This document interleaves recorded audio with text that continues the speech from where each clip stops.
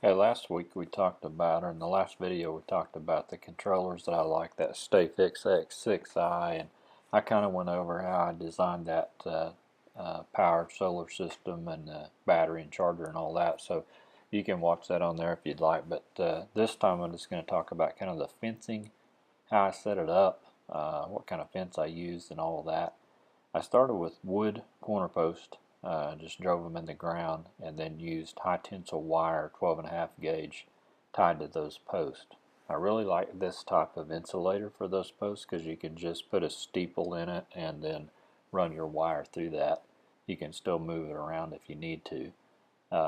Those things work really good. They're about 6 inches long and the wire threads through the middle of it.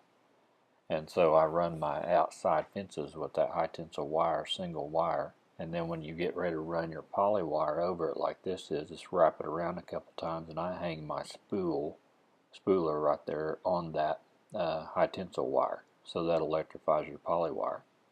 And that between the wood posts are just T-posts with regular insulators. And that's a Gallagher reel setup. This is tying the other end onto the hot wire, and I just looped it back around my pigtail post. I've got pigtail post and plastic post. I like the pigtails. I think the best. They're easier for me to work with to get it back onto the four-wheeler. Just be sure you wrap that around that wire 2 or 3 times when you're using your poly braid. And there's another one where it's just hanging on the weight of the spooler is actually holding tension on the wire. And this is another controller, and it's not a bad controller, that Gallagher S40. The only difference is it's a self-contained unit which has its own battery and everything in it, but it only puts out like 0.4 joule, so it's not near as powerful. Your gates, you can get as creative as you want to on those gates. I just get handles. Here's the back side of that one that was just showing there, and it's just tied off to an insulator. And I used the poly wire for a gate. I've also used the high tensile wire for a gate, or aluminum wire for a gate. And there's one that's screwed into a tree. Just use what's there. Anything that will stay there will work good for you. And that one's on a high tensile wire. I would say make it pretty foolproof. Make sure that you get it. You can see I've got the wire wrapped around that insulator.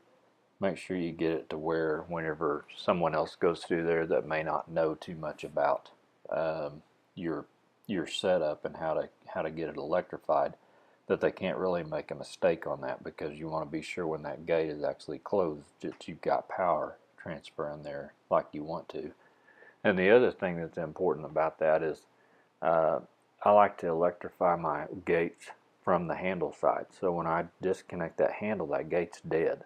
So you don't have a chance of shocking yourself or letting it sit there on the ground and pop, and short the controller out.